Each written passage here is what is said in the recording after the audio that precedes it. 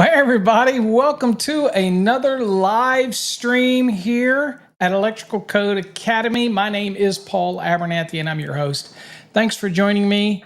Hopefully, you've all had a great week, and you're ready to sit back and relax and talk a little code. Again, my name is Paul Abernathy, and I'm the CEO and founder of Electrical Code Academy Incorporated. We're the one that brings you the FastTracks program. And I saw a lot of people this week out at the NFPA, CMP, the code making panel members, and it was great to see everybody at the event.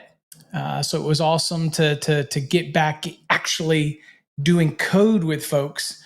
So that was amazing to get back into the swing. And with that said, we had an opportunity to look at an awful lot of public inputs that came in during this 2026 cycle. And I would tell you, some of them are pretty interesting. Some of them pretty comical, but some of them, legit. And they're going to make it into the NEC.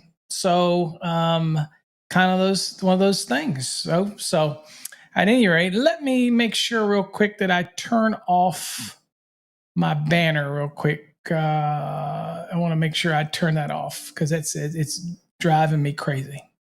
Okay. All right. So anyway, welcome to everybody. I want to do a couple shout outs to folks that are in the room. You'll see it when we go into the chat, but we have Daniel is in the room. Anthony's in the room. Hey, go figure. There you go, Anthony. Adam French is in the room. Okay. Is all with me. So again, let me know where you're at, where you're from, what you're doing. And I'm going to talk about a couple topics, and then we're going to get into some practice questions and dissecting it and talking about different things. So everything is on the table, right, when it comes to exam prep, right? And so whatever you want to ask, whether it's preparing for an exam, how to prepare for an exam, all those type of things, please let me know. And I am more than happy to answer those questions for you and try to get a little more clarity if you need more clarity on what you should be doing to prepare for your electrical exam. Okay. Again, I'm going to need to figure out how to turn this off. Hold on for a second, folks. Give me a second while I turn this thing off altogether, because I do not want this thing on. Okay. It might come back on. I don't know. Already started the stream, so it's not. There it goes. So ain't a whole lot I can do about it. I guess I can turn the lower thirds off altogether and see what happens. All right. So let's talk a little bit about exam prep. What's up? Let's see here. We've got Red Dog. What's up, Paul? Reporting live, Los Angeles. Hey, thanks for joining me, fella. Glad to have you come. Adam from Oregon. Did I say that right, Adam? Is it Oregon? We've got Daniel from Chicago. Thanks, Daniel, for joining me. And we got Anthony. I want to know if the 10 amp circuit breaker was expanded. Branch circuit was expanded. It was, I don't know if you should say expanded, but it is going to, so far, it's going to be into the code for this cycle. It is going to, very limited application, of course, but yes, it's going to be in there. And yes, the manufacturers are going to make a 10 amp circuit breaker. And so, yeah, it's very limited applications, okay? But it is going to make it into the NEC this time. So let's see. We've got Edgar from Cali. Boy, a lot of people from Cali. I guess because I did this stream so late tonight that I got everybody on the West Coast and then everybody on the East Coast is sleeping, that type of thing. So let's see here. What else do we got here? Let me know again. Let me know where you're from. We got Victor. Victor from Chicago. Thanks for joining me, Victor. Glad to have you here. Okay, let's talk a little bit about it. So let me get some things out of the way first. Okay, so if you're, and I don't know why that's going to continue to pop up, but it's probably because I've already started the stream and there's not a whole lot I can do about it. So let's talk a little bit about some individuals. We've got, as normal, you've got Facebook groups and you've got people that have Facebook groups that probably shouldn't. In other words, they've never created any content. They've never really ever done anything in the industry. They've never served on a committee. They've never written a book, never done anything. But it's very easy for people to go open up any kind of Facebook group they want. And the thing about it is people join it and people start believing the stuff that they post is legit. And so again, it kind of taints the educational pool because you got all these people that are in these Facebook groups and they really probably have no business having a group and that type of thing. So it's a shame. Okay. But again, I always tell you folks, trust in the educators that you can look up and find out a little bit about them, not those educators that use 20 different aliases and they go all over the internet posting stuff as aliases. If it ain't from Master the NEC, then it ain't from me. So never assume anything is written by me, authored by me, posted by me, unless you can prove it's by me. And that means it is under my account.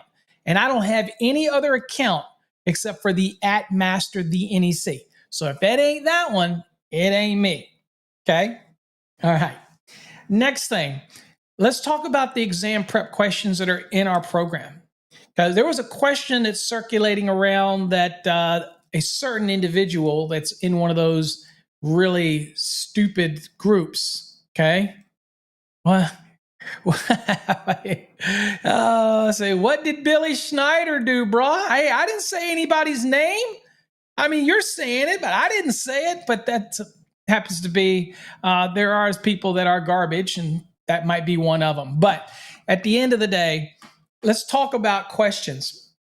We have a database of questions. I do not write these questions. I work in the questions that are in our course. So database questions or extra questions are not part of our program. They're bonus stuff for you to use. So we have in the 2017 and the 2020 program, we have about 850 database pool of questions for you. And those are from the DeWalt. We buy those for you to use. And there's about 8 questions in there that are wonky. I've been saying this. If you follow me anywhere, I've been saying this for years. These are written by Ray Holder. We have let them know, I've let Cengage know that there's about 8 out of 800 plus questions. There's 8 of them that are crappy. And so, yes, Billy Schneider, Bill, whatever, posted one of the questions. I never posted the question, but it could be one out of the database. I don't know. I can't verify that. I certainly didn't post it, but he says it's a bad question. So the point is, and he's saying I posted it somewhere. Sorry, I don't post those kind of questions. I don't post questions from our database. But at any rate, it's just another attack on me that I'm used to it. I mean, I've been attacked for 30 years. People who get their panties in a wad, who wish they were me. Trust me, it ain't all that glamorous. Okay, for those who want to be, But at the end of the day, it is what it is. I think you all know who the real educators are, and we've been around for 30 plus years, right? So, anyway, so again, if it doesn't come from me, you'll know if it comes from me. It'll be posted on my forum by me. I don't go on these other forums. I've never been on any other Facebook group ever, except for my own. And I don't post questions on like that on TikTok. Y'all know how I loathe TikTok. So again, people make up stuff all the time. Come to the source. If you got any questions, always ask me. Okay? Don't be shy. Okay. All right. So we do buy these databases. And so we buy these databases. Josh, I appreciate it, man. Appreciate you and all the support. The folks that do give me support, I do appreciate it. So one of the things to remember is that we do make these databases available to you. We did all, and this is what we do for you. In the 2020 and the 2023, we added another, are you ready? We added another 800 plus questions to the database. There is no other program out there that's going to give you, I believe now it means that it's over 1,500 questions. Okay. And there's only a few that may be wonky, but I got news for you. Every exam has wonky questions.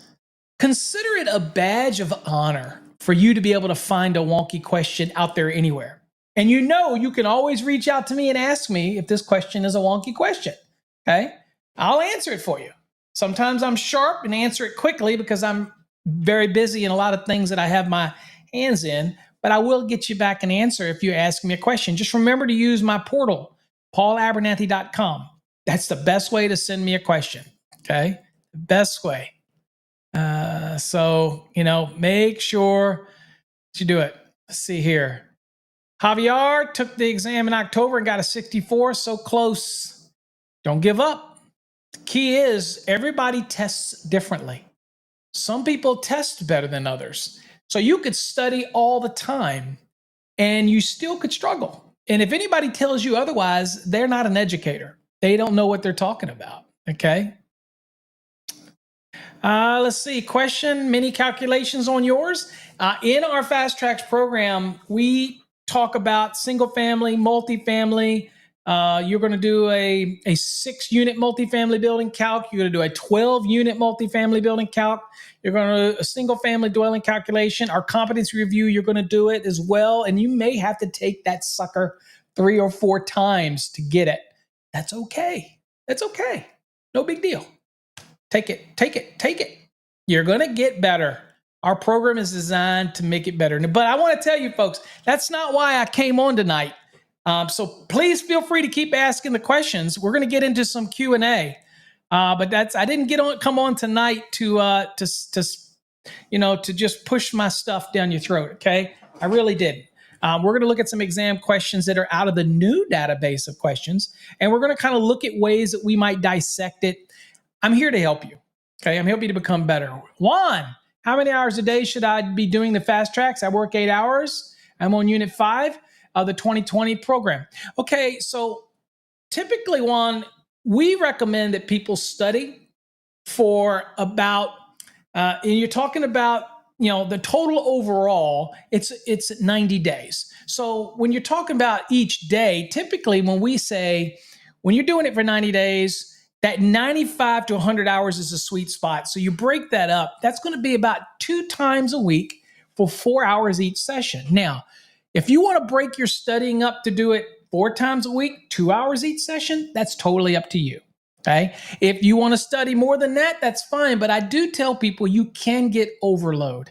Okay. Sometimes you study too much, then the damn questions start rolling together and code just, how I'm saying, when you're sitting there looking at something and you got to read it 2 and 3 and 4 times, that means it's time to take a break because it's just getting mushy.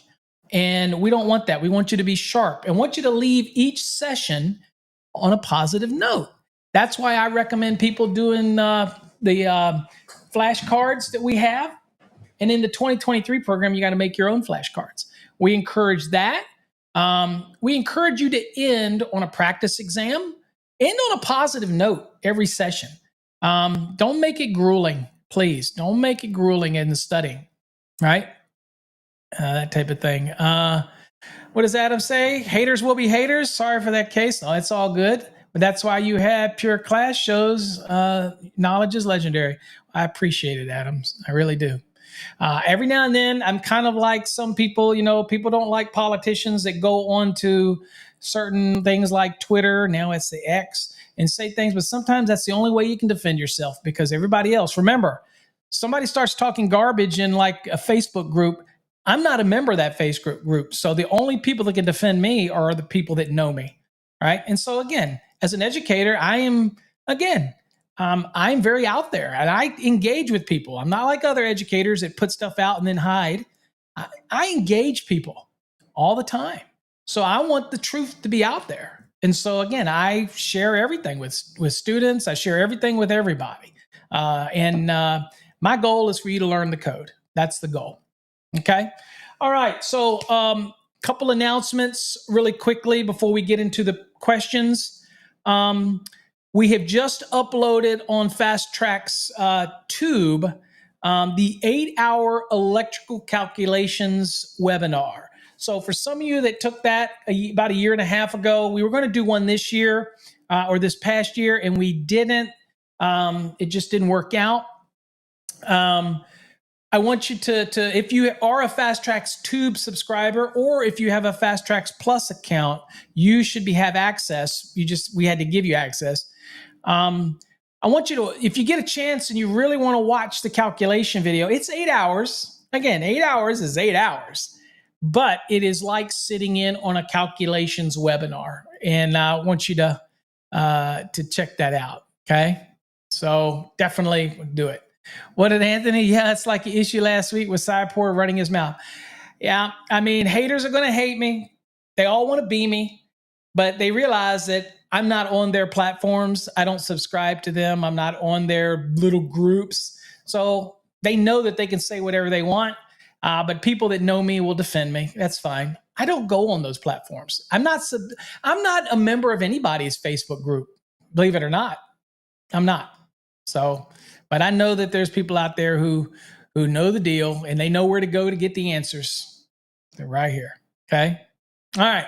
Let's look at some questions, guys. Let's go just kind of look at the questions and we'll break it down. Again, if you have any questions, please, for those that are coming in here, it doesn't really matter. If you want to know the hours you should study, how you should do a sequence on the program, like how you should study in a sequence, and then when you should do a practice exam, all that, feel free to ask. If you're not in our program, that's okay too. It's perfectly okay.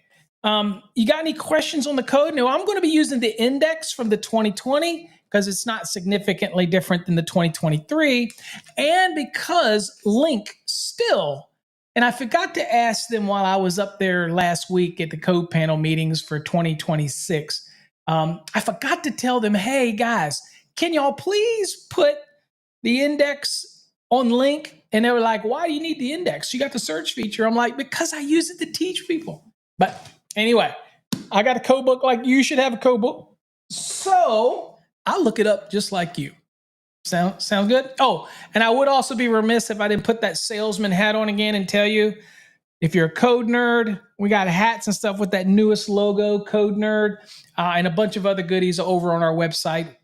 Just go to fasttracksystem.com and there's an Our Store button. Click on that and you'll see, and just keep scrolling, looking. You'll see all kinds of neat swag. Everything you buy helps us. We appreciate it. All right, let's go to a lesson. All right, folks, I can see your comments now. We've got them up there. Let's see here.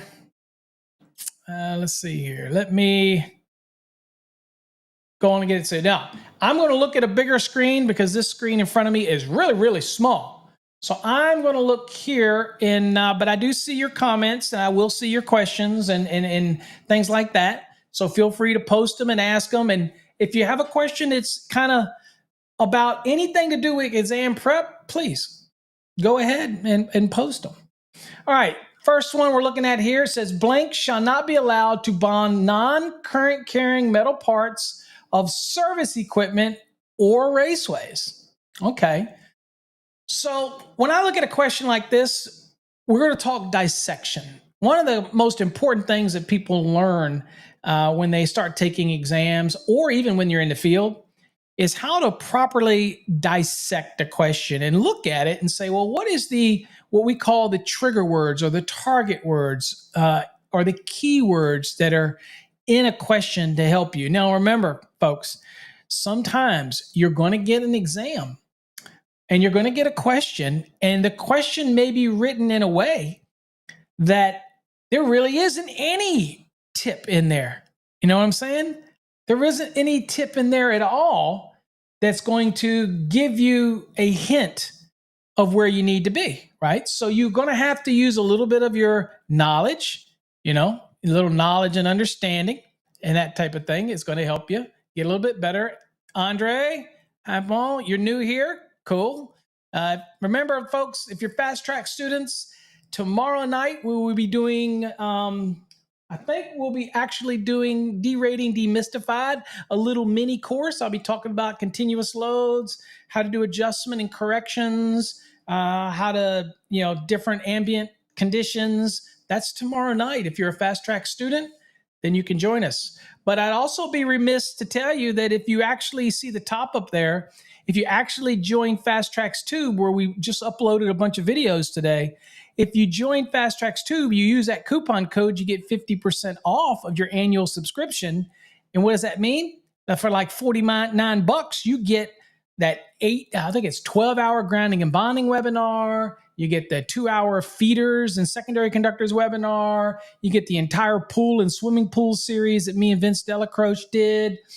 And you get that 8-hour electrical calculations. Well worth the investment. But here's the other thing. Everybody that's a subscriber at FastTracks Tubes gets to come to Wednesday nights, whether you're a FastTracks student or not. Tell me that ain't the best damn value. Always giving you more. We're trying. All right. So anyway, I'd be remiss if I didn't say that because that's still a great value. Now, Kindred said 230, but Kindred, what are we talking about? We're talking about bonding. Remember, the question says blank shall not be allowed to bond.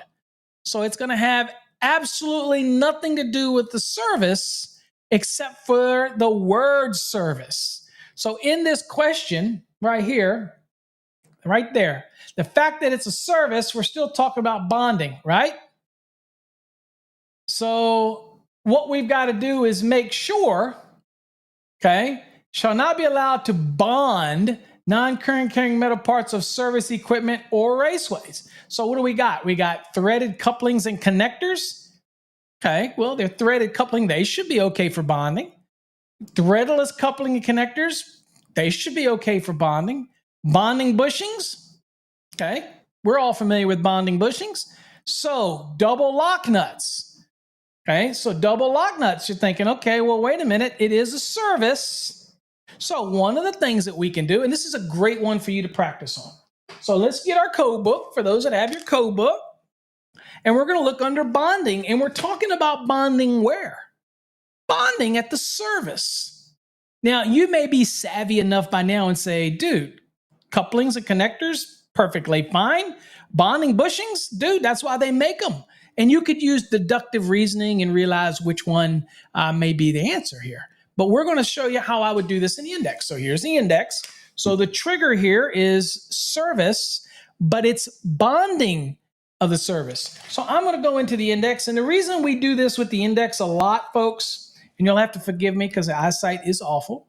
The reason we do dissection like this, and you've probably heard me tell people, if you get a hold of a good set of questions, a hold of a good set of questions, don't be in such a rush to answer. Really don't. Think about exam prep as you don't want to worry until the last 2 weeks before your exam to start timing yourself, right? Until then, take your time. It allows you to use that question. It's on the screen. It allows me to really get more familiar with the index. And that's going to make your life so much easier in the long run, the more you get familiar with the index. So I'm going to go look at the index, and I'm going to be looking, and I'm going to go under, and let's see here. I'm going to go under bonding, because that's what we're talking about, bonding.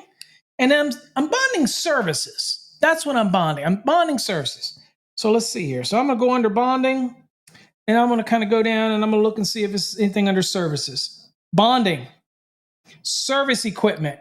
It says service equipment in the question. Okay. So it says service equipment 250.92, 250.94. Okay.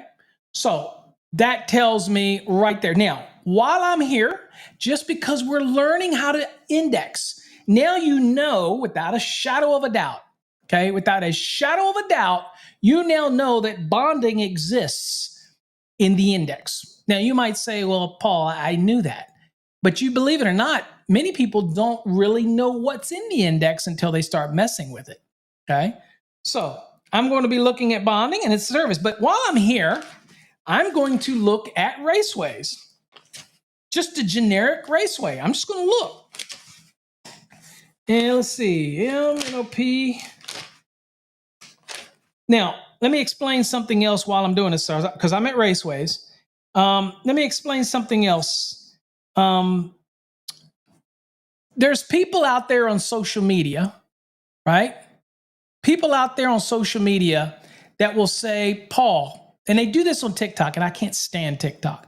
What they will say is, Paul, all you need to know is how to look things up in the index, and you can pass an exam. Folks, those are the kind of people you do not want to listen to. Trust me.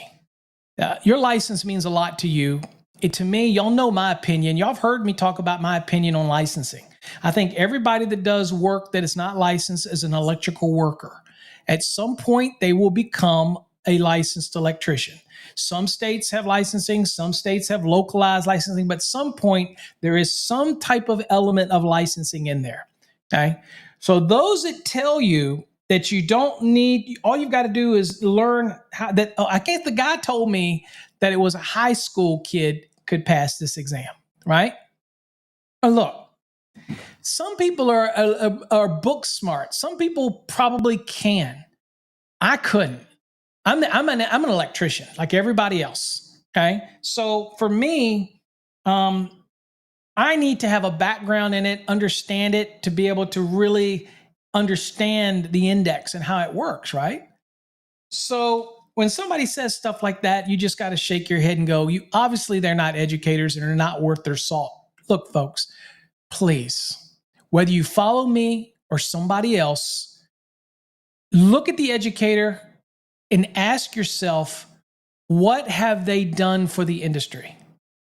If you're going to be believing them like it's gospel, like the Willie Jackerson, Bill Schneiders, and all those, not just people that write books, but what have the ones that done for the industry? Have they served on a code panel? Have they worked at a company and been on the dais like I did for IAEI and things like that? You know what I'm saying? Think about those things and then research the people a little bit. Don't just accept what somebody says as gospel. You need to push back. You don't be so easily accepting of people. Make them quantify something to you. Okay. All right. So anyway, enough of that. So I'm in the back into raceways and I go down for services and I see that it says service raceways. Service raceways. So I know that that's in there. Now, did you know that was there? So I'm going to go look under S for service raceways. And let's see what we've got. So I'm under S, service raceways. And I'm going to look down under service raceways and see if there's anything. We've got services. And there's nothing really under service raceways that would help me too much because we know this is a bonding question. So no, nothing else in there would help me. So bonding was definitely the trigger we needed to be at. Okay. All right. So where does it say go? It said go to, let's see, 250.92. Okay, so we're going to go to around there. Now, y'all know that that's part 5 of 250 starts at 250.90. And if you don't know, I know my FastTracks students know. So real quick, let's see, what do we got here? Some comments that we want to post here. Anthony? Oh, yes, definitely. Shout out to Vince Delacroix, sweetest guy in the industry. Dude, the guy is a freaking sweetheart. And he's a good friend, and he's just a wonderful guy. Beautiful human being. Let me put it that way. He's in Anthony's local chapter. Sees him every month. You are blessed, my friend, because Vince he will do. He hates when I say this. He will literally almost do anything for anybody. He's just a sweetheart. Let's see. Kindred says 250.92b. But we know that we're going to go to 250.92. We know we're going to be doing that. So let's go on and go to that real quick and see what we got. All right. 250.92. We're here. Remember, part 5 is bonding. Kind of lock those things away in your head. Bonding, part 5, bonding. Starts at 250.90. All right. Services. Okay. Let's see. Methods of bonding. Okay, so that's what we're talking about, right? The question is methods of bonding. Raceways, and it's talking about lock nuts. This all has to do with a method. All right. It says bonding jumpers meeting the requirements of this article shall be used around impaired connections, such as reducing washers or oversized concentric or eccentric knockouts.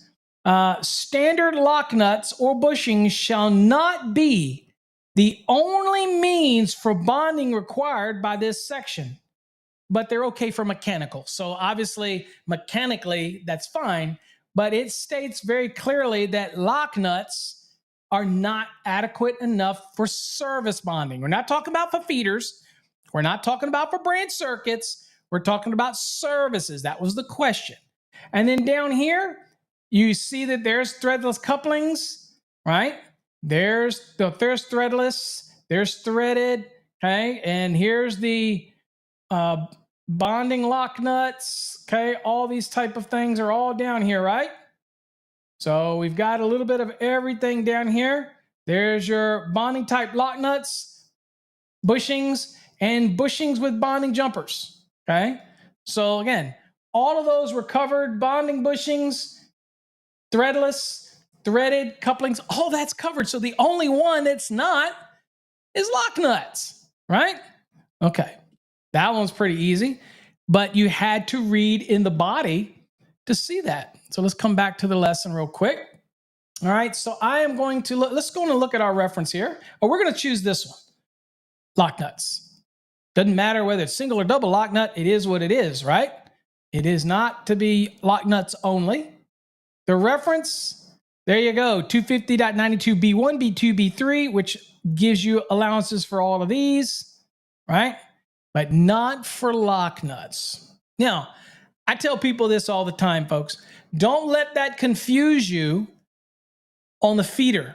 Don't let that confuse you on the branch circuit. We are talking about services here. And there's something that we kind of used to call assured bonding, or that little extra that you have to do. Okay. And a lot of reasons for that too is, remember, there's no overcurrent protected device upstream here. Okay. So you don't have the luxury of clearing a breaker locally, right? So that is the dissection of that question, service equipment, and the whole concept was bonding. Very good.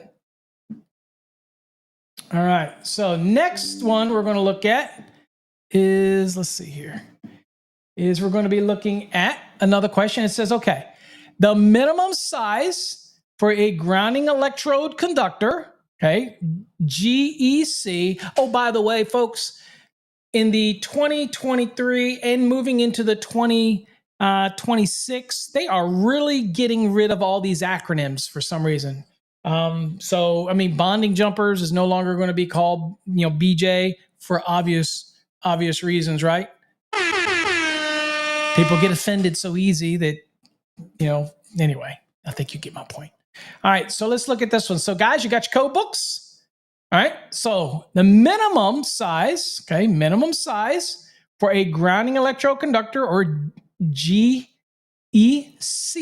that we're familiar with calling it, used on a DC 3-wire balancer set electrical system is blank AWG. Okay. What's up? Elwood's in the house.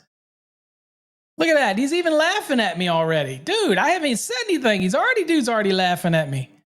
So is Javier. What did I do? What did I say? All right. So minimum size. Oh, I know what. You have the BJ. I get it. Sorry. All right. So minimum size. Okay. So what's unique about this one, guys, is that it said DC 3-wire balancer set electrical system is blank AWG. Now, hey, here's a tip for you. All of you are probably familiar with GECs when it's 250.66, right? So because this one makes a reference to DC, 3-wire balancer set, then you've got to know that this is dealing with what? This is dealing with DC applications. So just throw a 1 in front of that 66 and you're going to be in a good place. If you remember that, that'll serve you well, right? But we're going to go look and see what it would be in the index, just so you get familiar with the index. So folks, grab your code book. And let's see here. So we're talking about grounding electrode conductor. So let's just see if we can go look under grounding electrodes conductor. Let's see if there's anything under grounding electrode conductor. And in one day, I'm going to reinstall my overhead camera. I turned it off, but I'm going to reinstall it so that it shines down on the code book because I think that'll just add some good elements to the live streams, right? And as y'all can tell, we are cranking back up the lives and the videos that we're producing, okay? And some of you know that I'm about close to retirement, so I'm going to be spending a lot more time creating content. And here's some good news, folks. Just Calculations, the book that I was writing, and I couldn't finish it because I had a lot of other stuff going on. Guess what?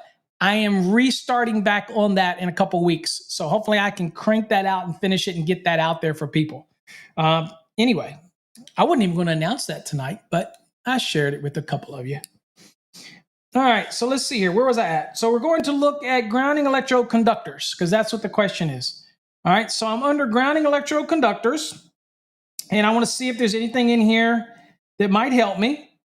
All right, so when I come down here under grounding electrode conductors, I come down and I see sizing because that's what it's asking about, sizing, right? And what I notice is that there's a sizing, there's a 250.30, which if you're savvy in the code, and this is why we do this, so you can listen and learn. When I think of .30, I'm thinking of separately derived systems, so sizing the grounding electrode conductors for that, right? Juan says C, so he says it's 8. Let's see here. So give us a code reference, Juan. Get ahead of the game, buddy. Give me a code reference. So, all right. So I know that .30 and 250 is separately derived systems. So when it comes to sizing, I noticed that 250.66, well, y'all all know what that is. That is AC grounding electrode conductors. Well, then there's only one other option here, and that is 250.166. Remember that little tip I gave you a few minutes ago? Remember, DC, just add a 1 in front of the AC. How about that? How about that? All right, so anyway, this is where it says go. Now, y'all know me. What am I going to do while I'm back here? Because I want to get more familiar. There you go, French. So I want to get more familiar with the NEC's index. It's just going to make you a much better. There you go. Juan's giving me a reference. Uh-oh. So, it just gets you better familiar with it. So I'm going to look and see where I might be able to find this answer again. So this is what we call dissecting a question for all those that are new. When you get a question like this, you really need, and remember, we're not talking about the last 2 weeks before your exam. We're talking about during your study phase. Literally milk the question for everything you can get out of it because there's great information in this entire question. For example, okay, so let's see here. So we looked under GEC. Next would be, let's say, DC, so direct current. So let's see if there's anything under DC that might be. Okay, I have DC systems.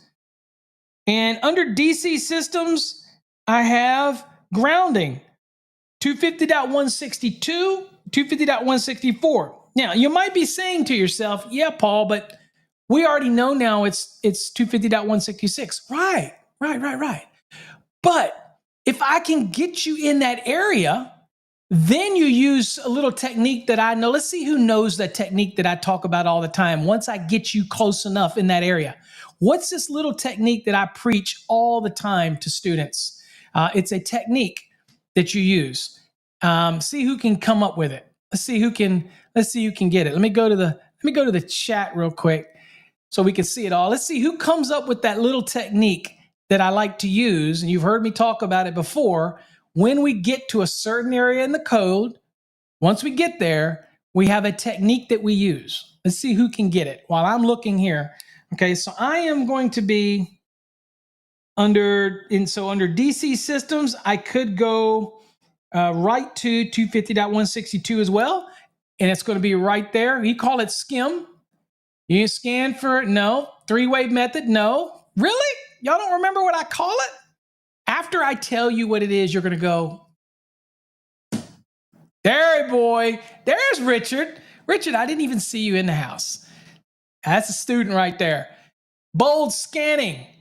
Absolutely. You're going to hit all the bold texts, looking for triggers in there that are going to be relevant to your question. Way to go. Richard, I don't know if I got anything to give you. There we go. All right. All right. So I'm looking real quickly, DC systems, and I see something there that would at least get me into that area of the code, at least to 250.162 or 250.164. Okay. While I'm here, again, I'm learning what's in the back of the book. At least I see now there is DC systems.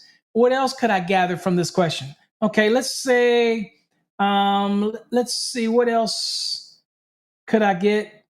Balancer. All right, well, let me go look and see if there's anything under B for balancer.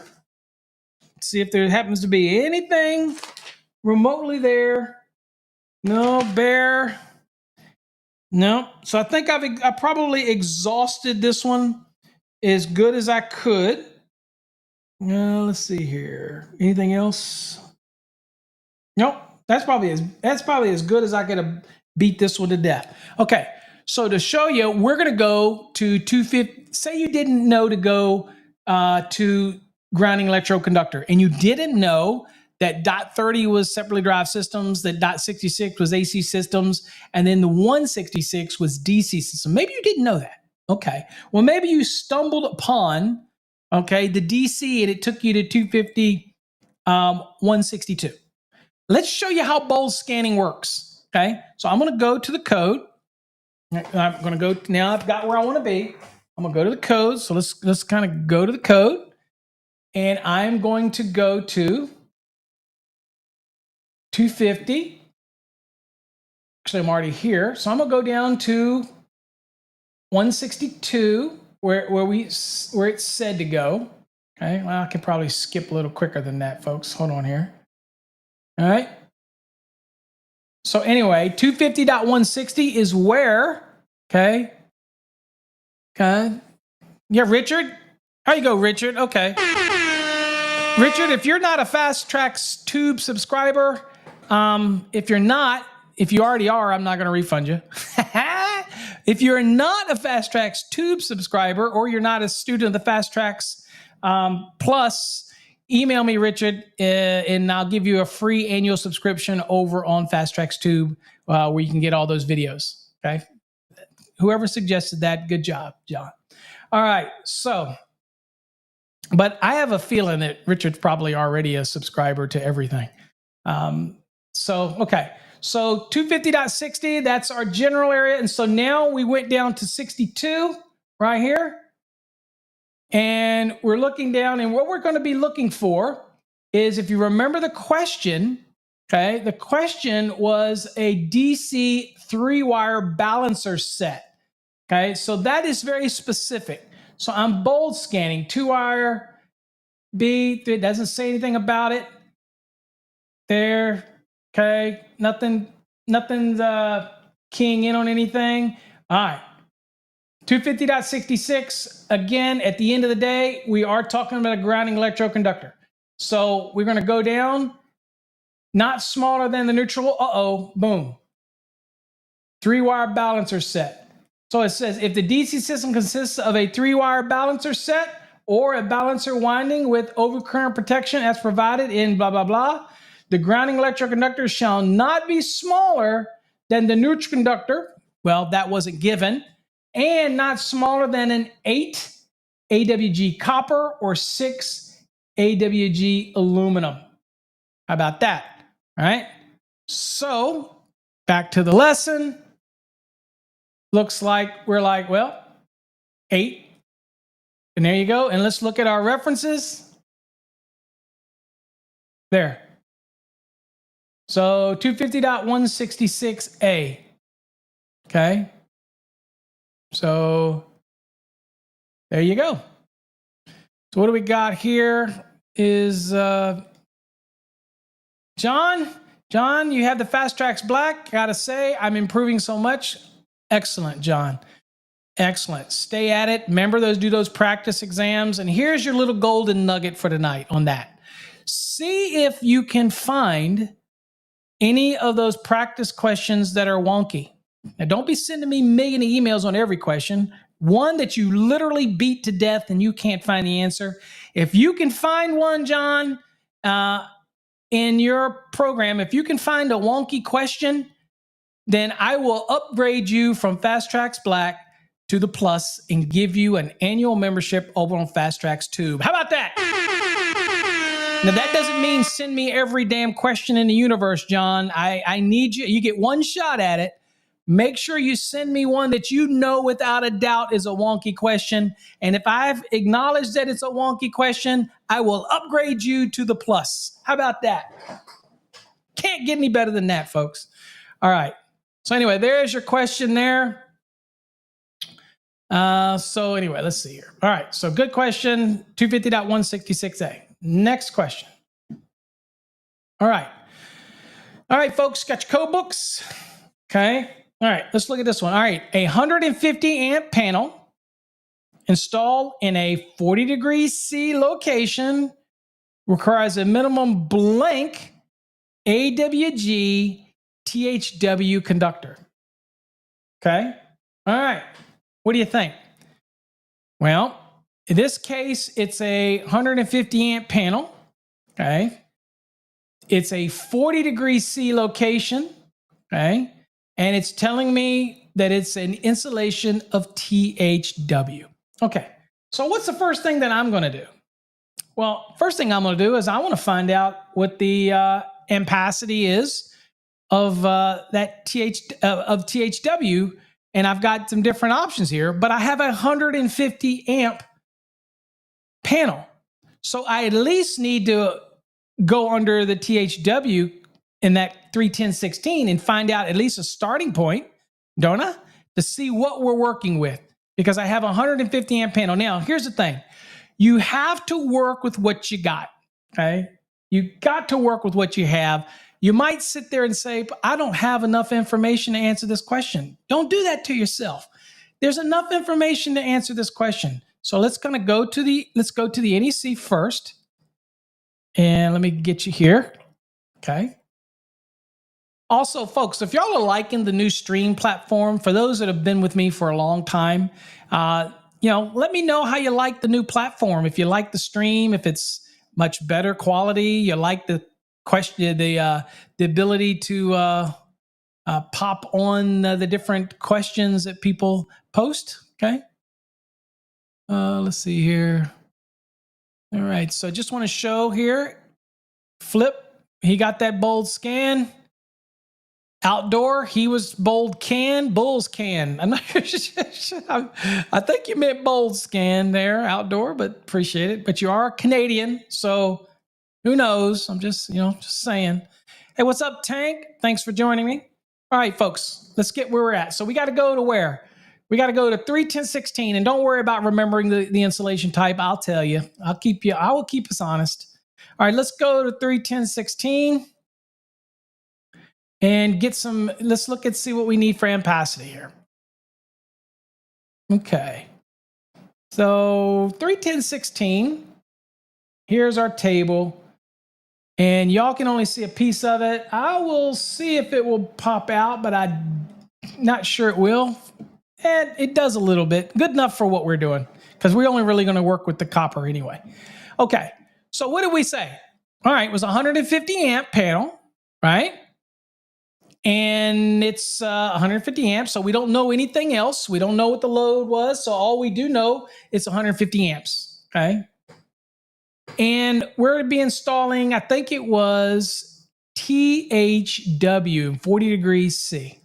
Okay, so let's see here. Where's THW? So here's THW right here, right?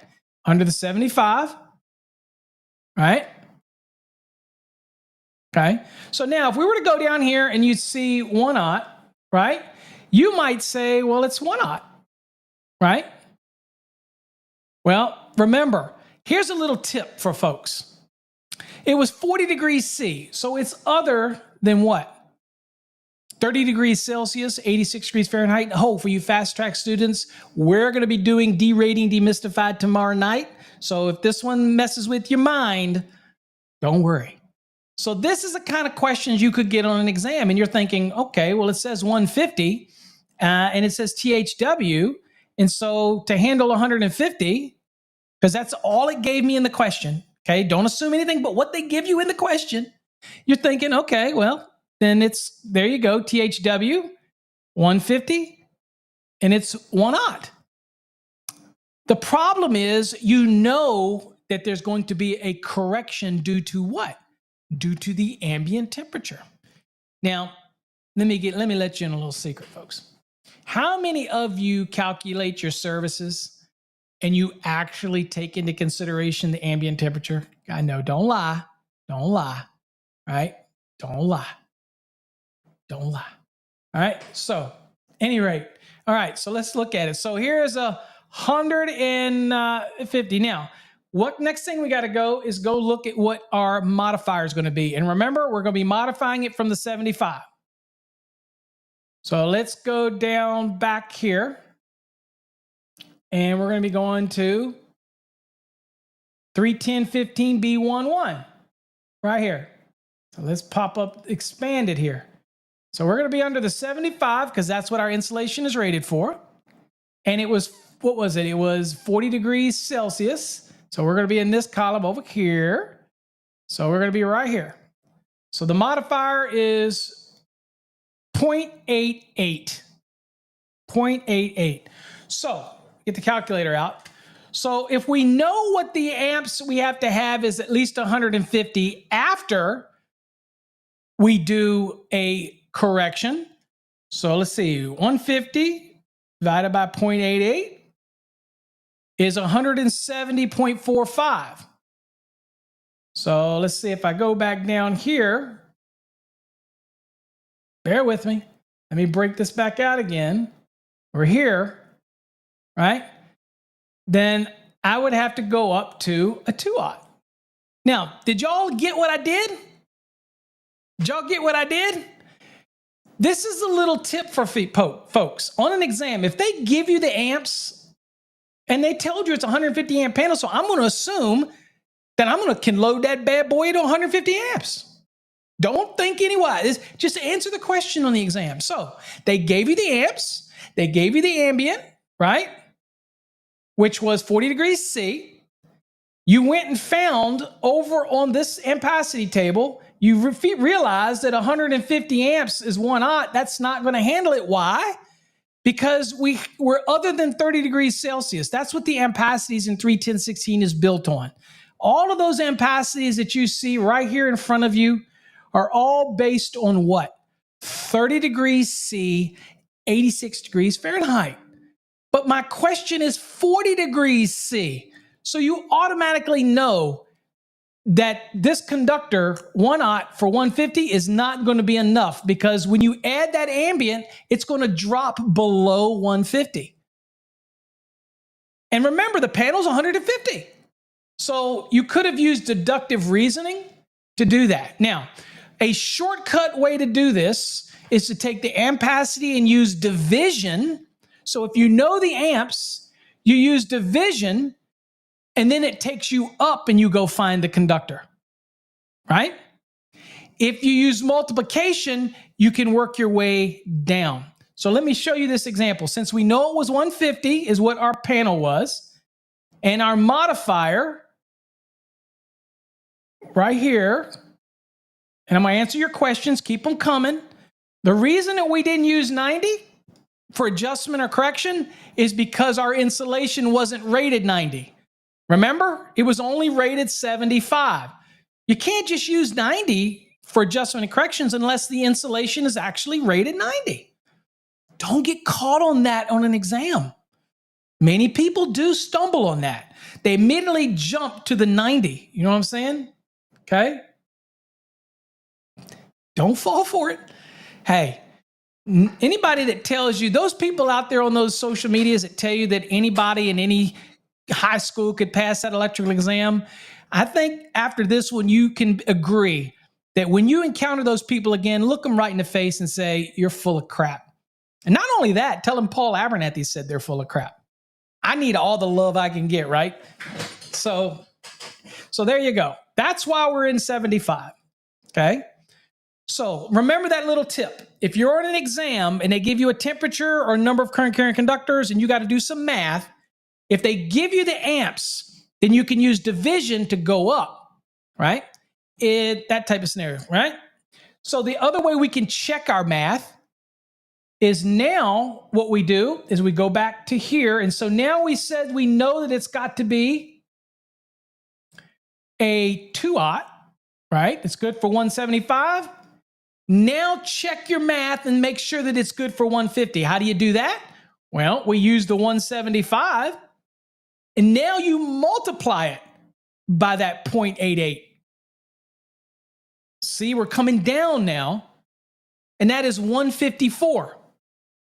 Which is 4 more amps than the 150, perfectly okay, and it all works out. You see how that works? So remember, division, once they give you the amps, use division to work up and find what you need, the conductor you need, or once you've used in the 90, you can use multiplication to go down, okay? Now, if any of that is confusing, I encourage you to take advantage of that 50% off on FastTracks Tube, because I have an amazing derating demystified 3.0 that came out that's available only on FastTracks Tube. It's the updated edition of our derating demystified. So the old one's still there too, but I have an updated version. Make sure you get it. Trust me. That is the best value going for education. Don't always trust what you see on YouTubes and all. Again, look at the source, look who the educator is, and again, just be careful. The reason I say that is there's because people out there going around the country telling people that outlets don't exist on outdoor air conditioning units, that those are not outlets from the disconnect down to the unit. And they really try to submit public inputs to get people to think that. And they were wrong, dead wrong. And the code panel spoke. That's a well-known educator who was telling people that, and it took the code panel to tell him you were wrong. He even said in his statement, I believe I'm right. The code panel said you were wrong. Again, I'm not here to trash. I'm just saying, please. I'm not the best. I'm not. There's many educators out there. But validate. Don't just accept what people say for gospel. If you don't understand how I did this, you need to watch my video. I break it down even more, okay? All right, so let's go back to the question, and we'll answer the question. So this question should be 2-aught. There it is. And what's our references? 310.16 and 310.15B1, okay? Perfect, all right? So that was a lot in there. Hopefully that's... Yes. So John brings up a good point. He says it's almost like the 80% 120 rule. So there are people that often get that confused too. They think that I can't put 150 amps on that panel. The heck you can. Nobody said anything about any of that being a continuous load. You know, it's kind of like a receptacle in your bedroom. If it's a 15 amp receptacle, can I put 15 amps on it? Hell yeah, I can. Now, there are allowances for certain pieces of equipment and certain fixed appliances and things like that you have these rules can come in. But we're talking general rule? Absolutely. Absolutely.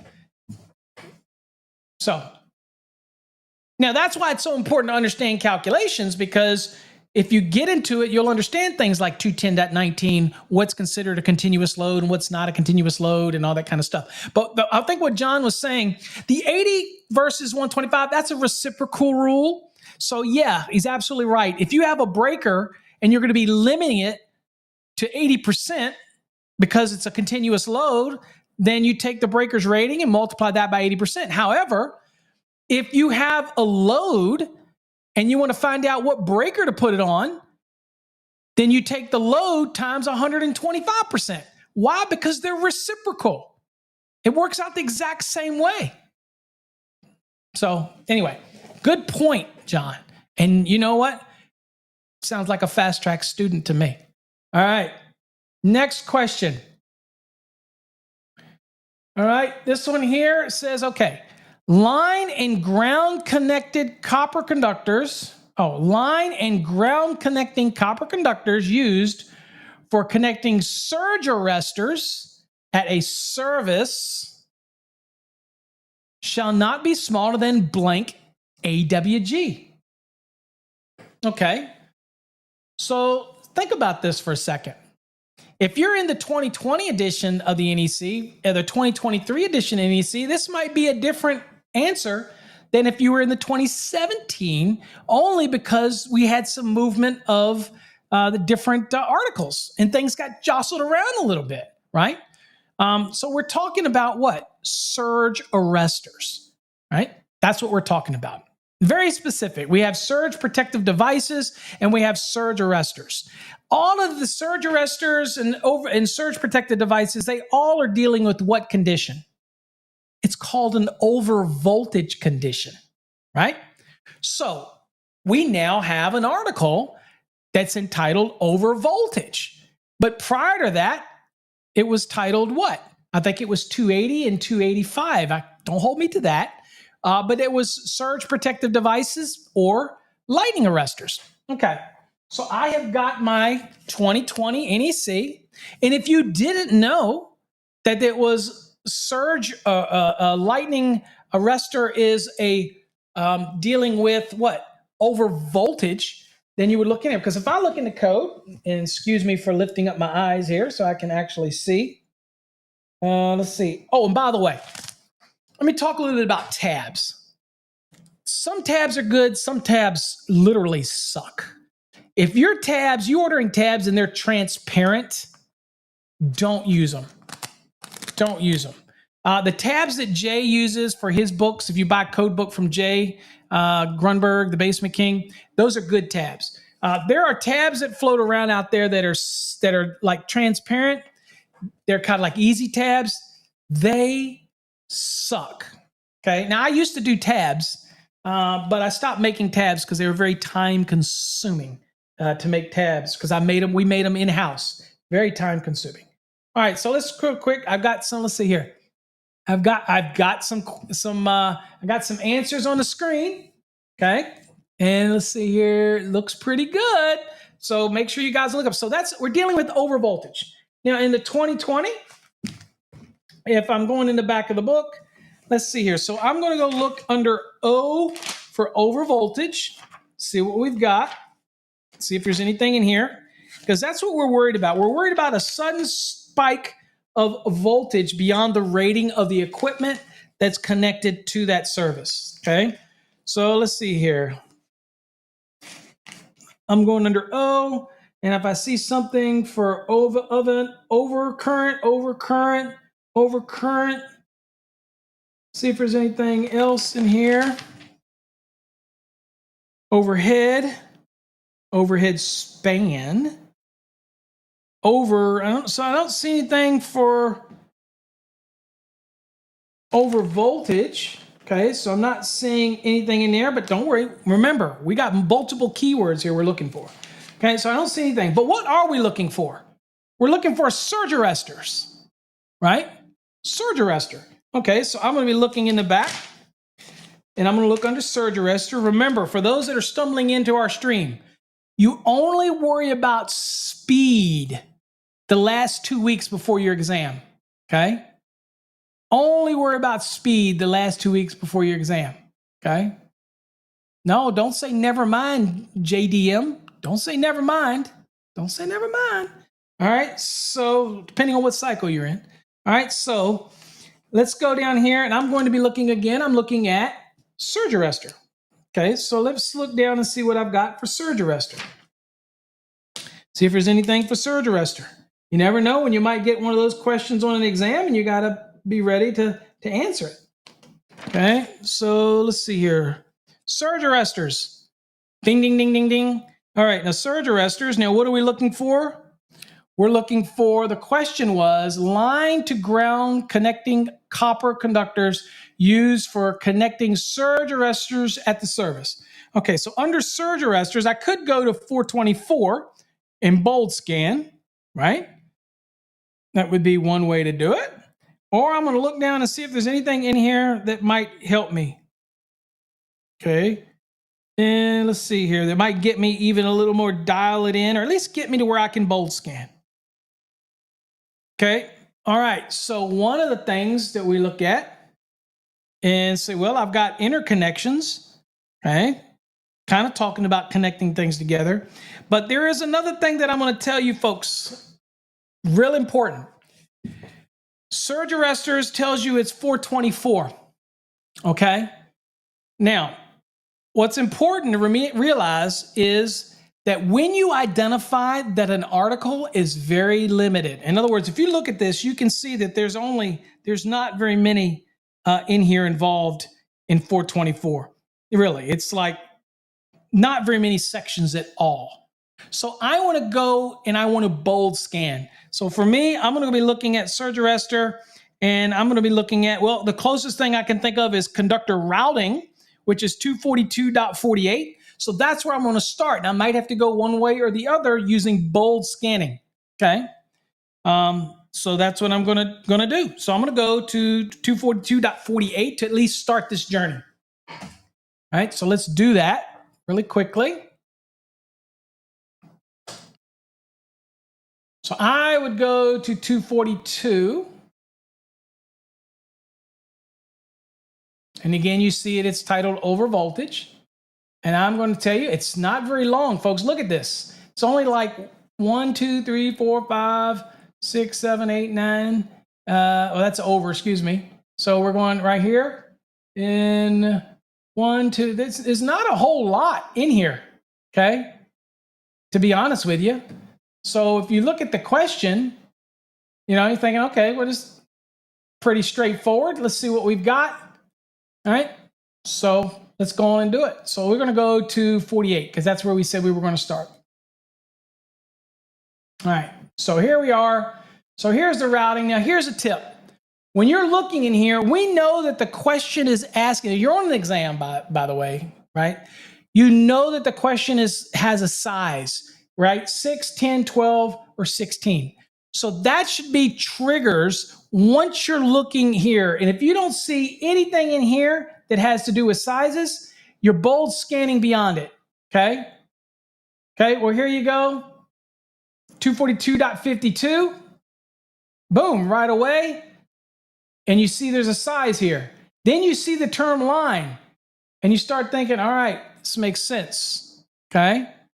The conductor between the surge arrestor and the line and the surge arrestor and the grounding connection shall not be smaller than a 6 copper or aluminum.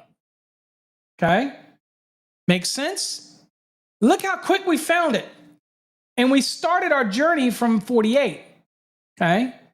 So you could have gone a little bit this way, right? And you could go on a little bit this way. Here's another little tip for you. Typically, you can look and see. I'll go back here to the beginning real quick for you just so you can show you this because some of you, this might be new to you. Okay. So surge protected devices, 1,000 volts or less. Okay. Important. We didn't need to have a voltage. Why? Because what we're talking about is lightning. Okay. Lightning. So it's for surge arresters that are over 1,000 volts. And so that would have put us down here. So just think of surge arresters, part 3, surge protective devices, part 2, kind of. And again, they used to be, I believe, 280 and 285, but don't hold that to me. All right. So anyway, we've determined that that was our answer. And by bold scanning, it didn't take us long to pick up a size and to see words like line and things like that that are in our question. Okay. Now, if we had gone to 54, we'd have been right there, and we would have gone back and seen the sizing. Because down here, I don't see any sizing. So that is an example of using the answers in a question to help narrow the field down when you're bolt scanning. You'll get used to it. Trust me, it becomes old hat. Okay.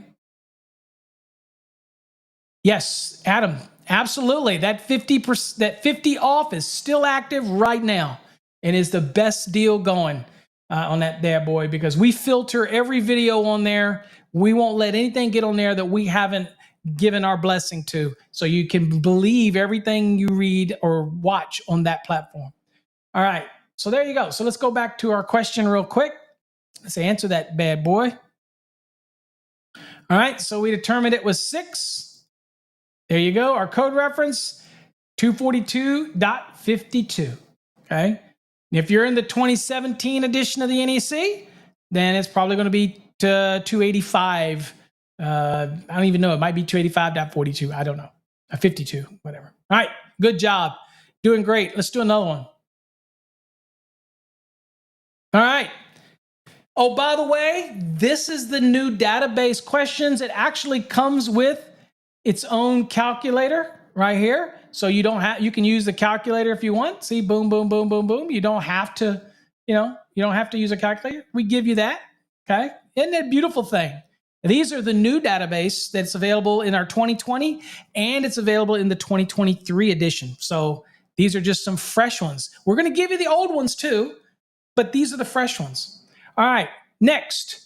It says at least one receptacle shall be installed on porches, decks, or balconies of dwellings that are attached to the dwelling. Okay, that are attached to the dwelling, and they shall be in place, and they shall be placed not more than blank above the finished floor. 8 feet, 6.5, or 6.5 feet. 4 feet or 2 feet. What do you think? Now, here's a tip for this one.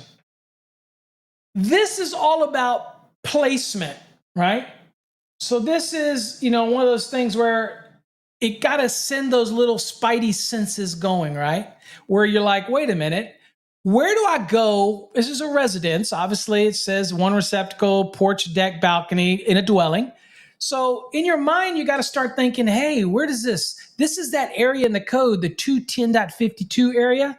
This is that area where it's all about placements and what's got to go here and what's got to go there.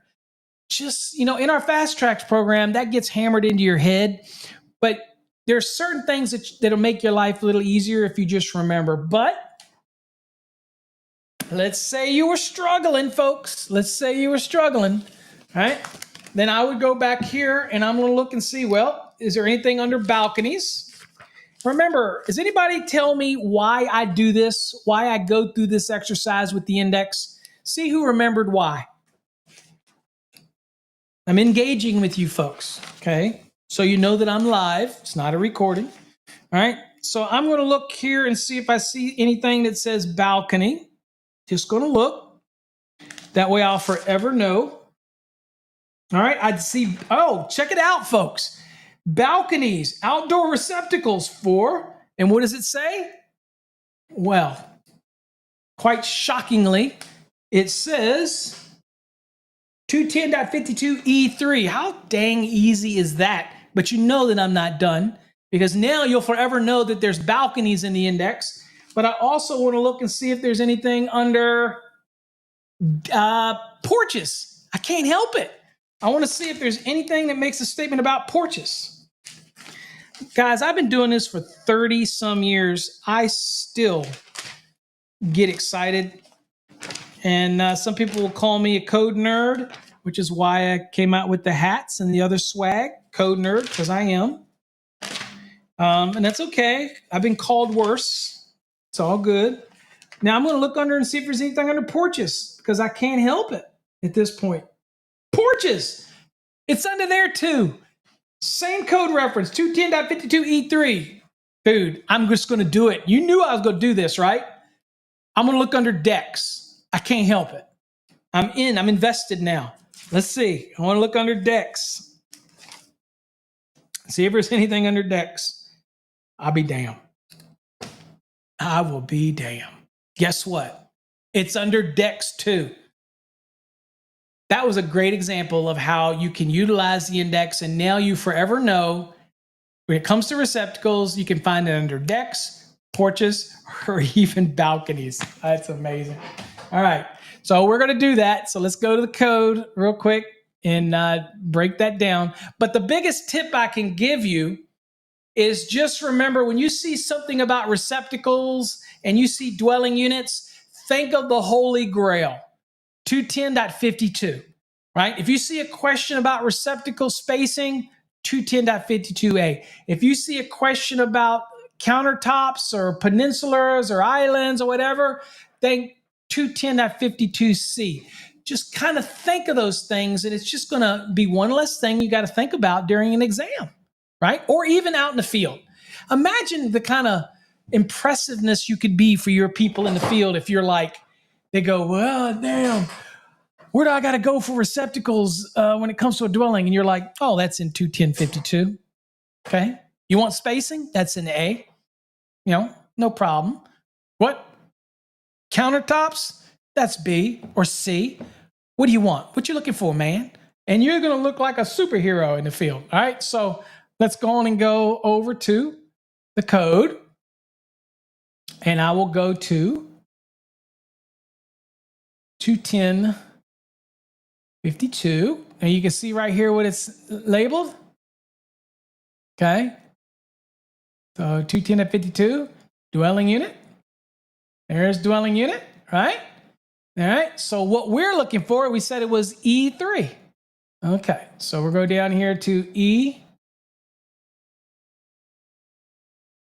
Where are we at here? Here's E for outdoor outlets. Okay. And it looks like it's 3 balconies. There you go, right there. It says balconies, decks, and porches that are within 4 inches horizontally of the dwelling unit. So what that means, folks, is that you could have a balcony, deck, or porch that isn't physically connected, but it can be up to 4 inches away and still be considered as connected to the dwelling to kick this rule in. Okay, that's what that means. All right, so shall have at least one receptacle outlet accessible from the balcony, porch, or deck. It says the receptacle outlet shall not be located more than 6.5 feet above the balcony, deck, or porch walking surface. Okay, boom, boom, boom. Y'all did amazing on that one. So it's 6.5 feet. So we'll come back to the lesson. And 6.5 feet, absolutely. And there's your code reference, 210.52E3. John, you had a question. I want to make sure I answer your question. Let's see here. I heard they're going to change the 2026 code to more chapters. No, that is going to be the 2029 edition, not the 2026. It's not going to affect it's just going to be more chapters, right? Like 20 chapters. And people are concerned about that. I'm going to do an actual episode on that to explain what's going on to folks, because even like myself, I'll bring it back to the chat. Even like myself, I think that before I went to last week and met with NFPA and all them, I was one of the ones that were like, no, this is going to be screwy. Okay. Is it going to be tougher for us educators who are old as dirt? In other words, if I'm used to quoting 430, 215, 210, 230, 220, 680, it's going to be different. Why? Because now it's going to be 1312 dot whatever. Yes, it's going to be more numbers. So it is going to be more to do those little tricks where I can kind of throw out code references to people and they go, ooh, he knows the code. All right. Yeah. The parlor trick stuff, when I'm teaching a seminar somewhere and I'm just rolling off code sections and rolling off stuff, you got to realize that, dude, you do that too if you deal with this stuff every day for 30 plus years. However, so yeah, I don't remember it. No, I don't think it's going to be just like NFPA 72 because that's kind of different. That's like 302.4.6. No, it's going to be just like, I believe it's going to be like the NEC is now, that instead of it being 430 for motors, it might be 1430 for motors. I'm just using that as an example. So for motors, the sizing of the FLC is 430.247, 248, 249, or 250. I think it'll be 1430.247, 248. You get what I'm saying? Just so they can get more chapters out of it, so they have to increase the numbers. But what they're going to do is they're going to be moving things around so that it's more of a logical flow to the code, and then put raceways in their own separate area. It's kind of like a color coding system, Okay. So, yeah, I know. Ooh, he knows the code. I know, right? So anyway, yeah, I don't think it's a bad thing. I just think it's going to be my only response to them. And I'm going to be very candid with you folks. Okay. Cause y'all know I'm a straight shooter. My only comment to them was, you ready? You want to know what I really said? I said that I'm going to make a damn fortune having to teach people now all the different changes because all the numbers are going to change. That's what I told him. I did. I mean, I'm a capitalist at heart, right? I teach code. Y'all can respect that. You charge money for your electrical services. I charge money to teach code. This is what I do. And so, I'm going to get paid for it. I'm hopefully you get value for it. But at the end of the day, it's going to be a learning curve for quite a few people. But that doesn't mean the code rules are going to change. They're not. It just means that there's going to be, instead of having a chapter that's like 250 or other ones that are so thick, it's now going to be broken up. So chapter 3 will be broken up a little bit now. Instead of having everything in chapter 3, from conductors and ampacity to wiring methods, it's going to be broken up. Okay, so trust me, I think it's it's a good move, I think, because it's going to make, I'm thinking it's going to break things down. Again, special occupancy, special equipment. What's so special about it? And that's one of the big changes is stop calling it special stuff. It's just stuff, right? So now we're going to put it where it needs to be and stop calling it things so special and then people getting confused about where to go in the code. I think it'll be okay. And there'll be educators like me. I promise you, I will be putting out content by then. Hopefully I'm still alive. I will be making it as easy as possible to understand and to navigate. That's what I do. And so don't worry. I got your back. Okay. All right. Let's go back to the lesson. All right. Another question. We'll do another question and we'll end it on tonight, and hopefully unless you've got any other questions, feel free to ask me. I'm more than happy to answer them for you. So this question is, the minimum burial depth of rigid metal conduit under a street or parking lot is blank. Okay, so first thing I'm looking here is I'm thinking, all right, so this is buried raceways. Okay, so what is it asking? It's asking me, dude, how deep do I have to put this thing underground? And now that I'm going to be putting it under a street or a parking lot, it's going to have vehicular weight. So I have different allowances in the code. So there's a specific place in the code that deals with burial depth. And it's easy to try to remember that this is an installation thing, right? We're not asking you about the raceway. I'm not asking you about a load calc. This is basically a wiring question. Hey, there you go, Edgar. There you go. All right. So if you think about it at the end of the day, this is another table that you want to get really familiar with. And it's the depth of cover table. And it is indeed, Edgar's right. It is table 300.5. But what am I going to do? For those that don't know, and again, I cannot miss an opportunity to get you more familiar and comfortable with the index, is I'm going to go to the index. I'm going to look under burial, okay, just to see what's under burial. And let's see if there's anything under burial. Not the morbid type. So let's see here. Let's see. Bus bars, bushings, busways. Let's see here. Let's see. I'm not seeing anything. I couldn't help but look. Let's see. Okay, nothing under there. What else might we find? Depth of cover. Depth of cover. Okay, so I'm going to look and see in index. I'm going to go look under D for depth of cover. And while I'm going to actually look under C for cover, just because I'm trying to get familiar with the index. And I'm looking around it, and I want to see if there's anything it might have to do with cover. Okay. Okay, I've got cover. There is a cover. All right. But it doesn't look like that's anything that's beneficial cover. It's not really, it's just like covers, not really cover like depth of cover.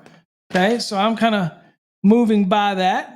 See what I see. All right, I don't see anything else under that. Okay, so I'm next going to move to depth of cover.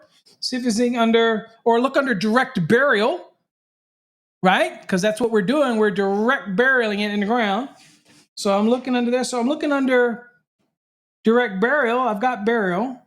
Okay. And wow. Well, I didn't have to go very far into direct burial because we're talking about what? Rigid metal conduit? Well, it says rigid metal conduit, table 300.5. Okay. So we got that. But let's see if there's anything else. Let's see here. I'm just kind of looking. You should be doing this too, looking all over the D's to see if there's anything, depth of cover, see if there's any reference to that. And I don't see anything, so that was just a pipe dream, thinking there would be something with the depth of cover, because I don't see anything with depth of cover. Okay, so that would have been helpful. What else? All right, well, what if I had gone to rigid metal conduit? What if I had gone there? Right, just for the craps and giggles, let's just see. So what if I went to depth of cover, to rigid metal conduit? All right, so y'all all know where that is. Oh, this is a good opportunity for me to talk about flashcards.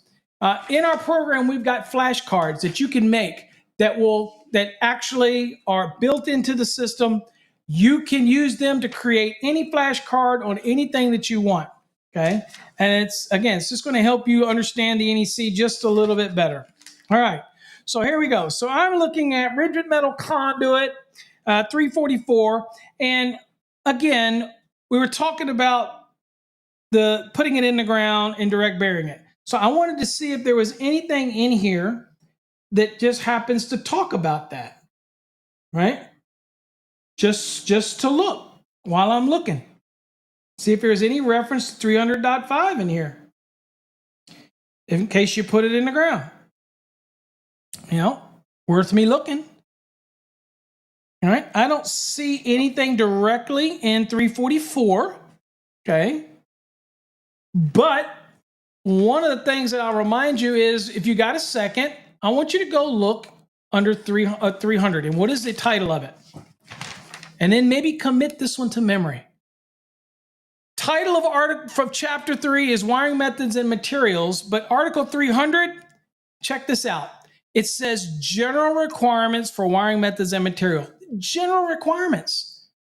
Now, when you think of general, that's like putting it in the ground. That's like direct burial. That's like as it emerges from grade. All those type of things. All of that is a general installation application. So that might get you there, all right?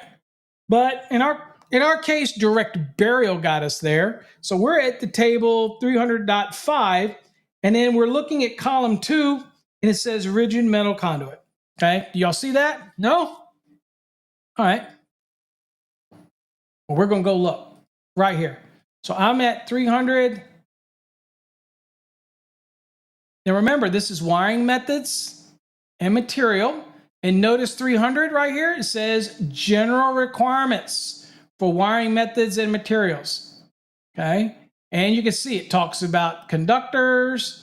It'll tell you copper, aluminum, copper clad aluminum. It'll tell you stranding, all this kind of to be solid or stranded, all of that. And you've got your physical protection. That's the thing like nail plates and board holes. All of that is part of what? The general requirements for these wiring methods. All right. So underground installations, 300.5. Oh, by the way, in the index, let's look under underground. I didn't even think about that one. Obviously, that's a no-brainer. You should have thought about that. Nobody said it. But let's look real quick. Underground. There we go. Underground. And let's see. Underground raceways. Okay, and that's underfloor raceways. So let's see here. Let's look. Underground circuits, underground feeders and branches, underground installations. All right. Underground service conductors. And I don't know if our question was talking about service conductors. No, but it says street parking lot, but it could have been a feeder. Not a big deal. Let's see. What else? Underground wiring. 300.5. Then you go down and you'll see everything else, the different types of wiring methods and all that kind of stuff. And what does it say halfway down? What does it say? It says minimum. Okay, minimum cover requirements. 300.5. Right? So, many ways. That's why we do this. So now you know that it's underground wiring. You can find it under there. Direct burial. You can find out where to go under there. You can learn that the general requirements, because it's a general application question, that would be in 300. You learn all these things and you'll get better. And trust me, that's what our FastTracks. Now, when I tell people that we have a structured program, the reason it's structured is because it takes you through all these things so that when you're sitting in front of the exam, some of this stuff will just pop out of your head. That's different than just flipping through all kinds of stuff. Okay. That's just, one of those things. Yes. If it's over 1,000, then you have 300.50. Okay. This question didn't state otherwise. So we're always going to assume that it's 600 or 1,000 volts or less unless it states otherwise. So in this question, let's go on down. 300.5. Here's your installation. Here's our table. I'm going to expand it right here. And let's see here. Here is your table, 300.5a, minimum cover depth, and we had rigid. And what did it say? It was under a street or parking lot. So let's go down here and see which one it is. Okay, so these are all locations not specified below. So we got 6 inches, 0, 0, 0, 0. Oh, under streets, parking lots, 24.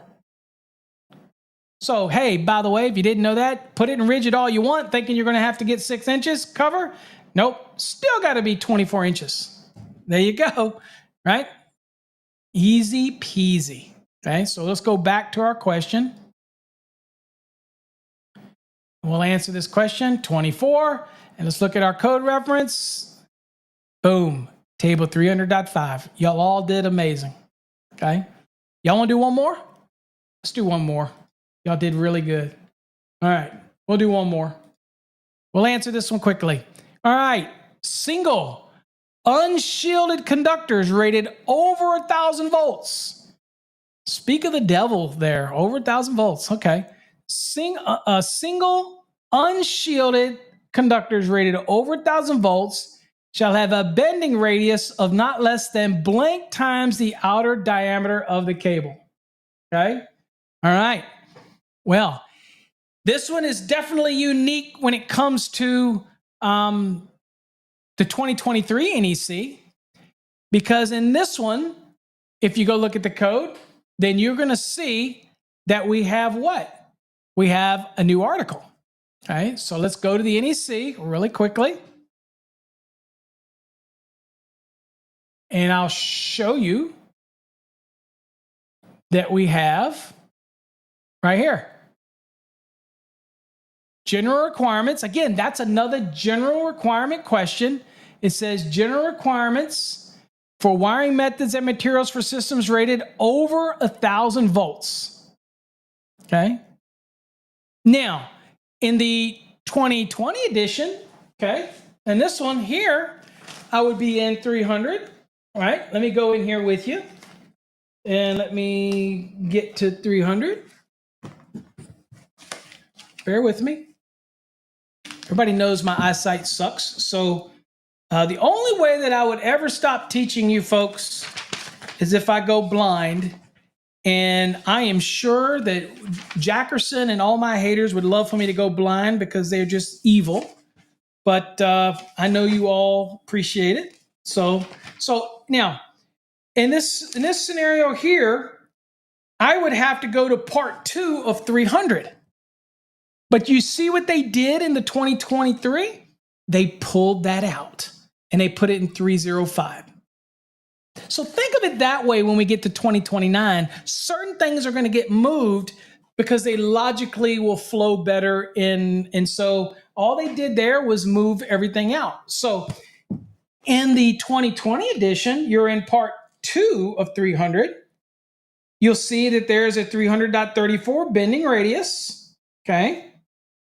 And we're going to be also looking, but now we're going to be looking in 305. Very good. Edgar, there you go. But give me an answer. Give me an answer. What the radius you want to go with? And we'll go look under our 2023 edition and see what we got. So here's 300.5, right? And we want to go 300.5.5. Oh, that's 305.5, sorry. Right there, same language. So this is the same language that's in 300.34 in the 2020 edition. So there's your code change tip for you folks right there. 2023, it's now 305. It makes sense, right?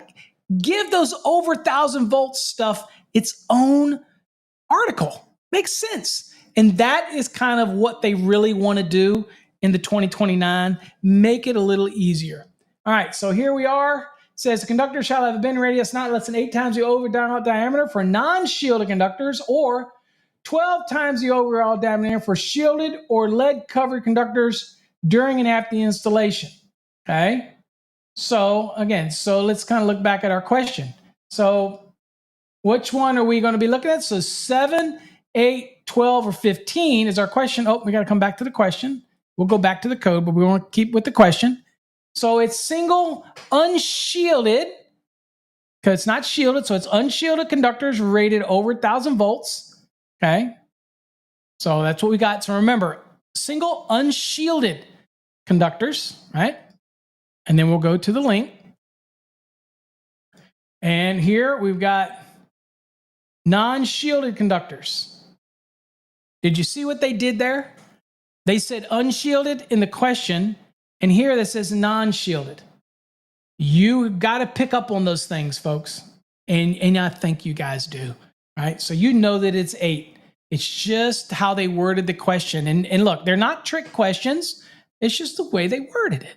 And you've got to be conscious of that. So let's get back to the lesson. And let's answer. We got our 8. And let's look at our code reference.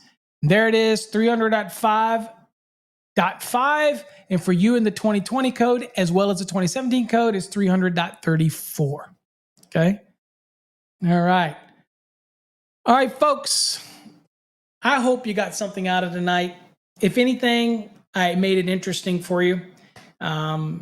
You're always welcome to ask me questions. If you have any questions you want to ask, go for it. I don't want to keep you folks too long tonight. We'll do this more often. If you like it, we'll do this more often.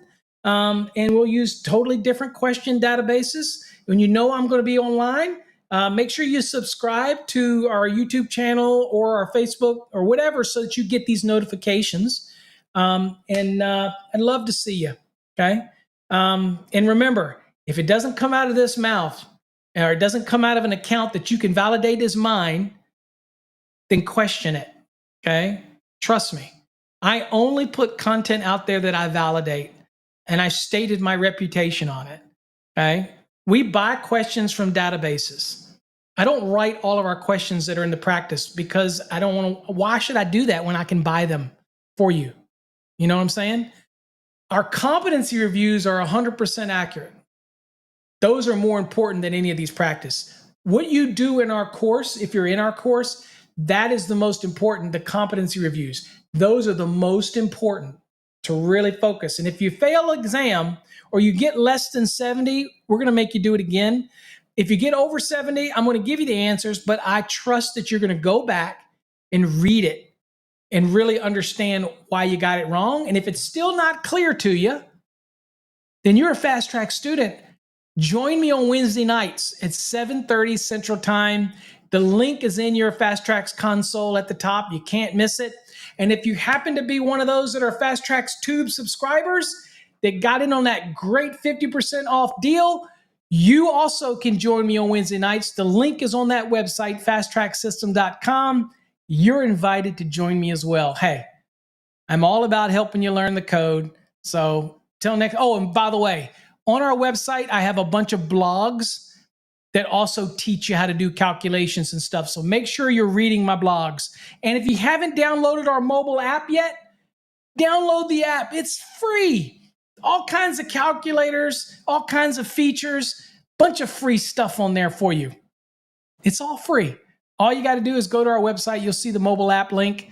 Download our free mobile app and make sure you check to get notified because we send notices all the time on there, updates and all kinds of good stuff. All right? All right, folks. I appreciate you all. Until next time, stay safe. God bless.